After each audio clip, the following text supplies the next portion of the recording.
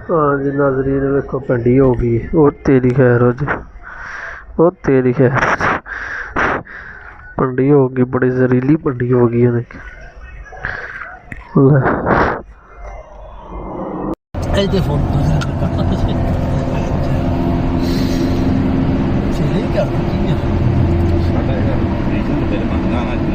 अस्सलाम वालेकुम दोस्तों, की हाल चाल ने? ठीक हो? मैं ਤੁਹਾਡਾ ਦੋਸਤ ਮੁਹੰਮਦ ਉਮਰ परदेसी। ਤੁਸੀਂ ਦੇਖਦੇ ਹੋ ਭਾਈ YouTube ਚੈਨਲ ਗੁਲਾਬੀ ਉਰਦੂ।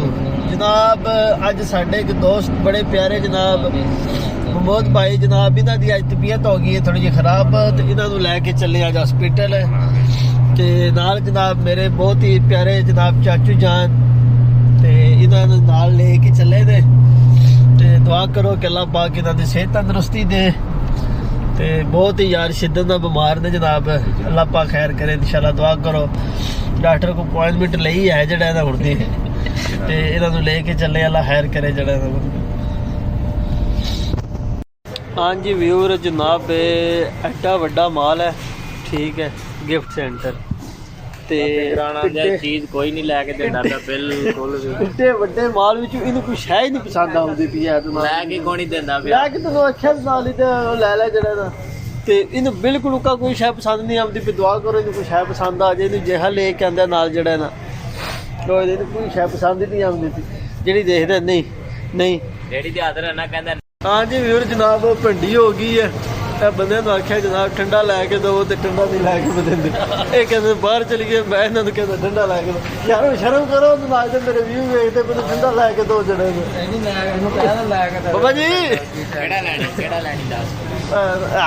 बड़ा भाई सैना ही जड़ा दिल लै दे यार ठंडा।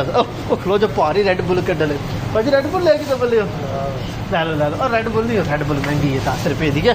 तुसी तू सस्ता लै दो, 2 रुपए 50 ना लै दे यार। खलो जनाब जो लै दे सेब वाली लै दे, वीडियो ते बोलो लै देने आ बाद ही मुकर जो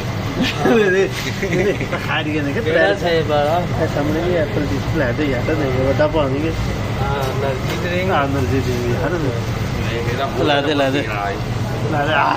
बोतल गए नाश्ते जो खान नाश्ते असले उसले का टाइम होर होंदा है। एनर्जी ड्रिंक लै दे यार, मैं पाकिस्तान जाना मैं।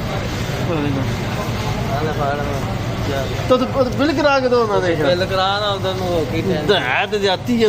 हाँ जी जनाब फाइनली 2 बोतल लभ गई जनाब। एक जनाब स्ट्रॉबेरी ते दूजा एप्पल गाटी वाली। नज़ारे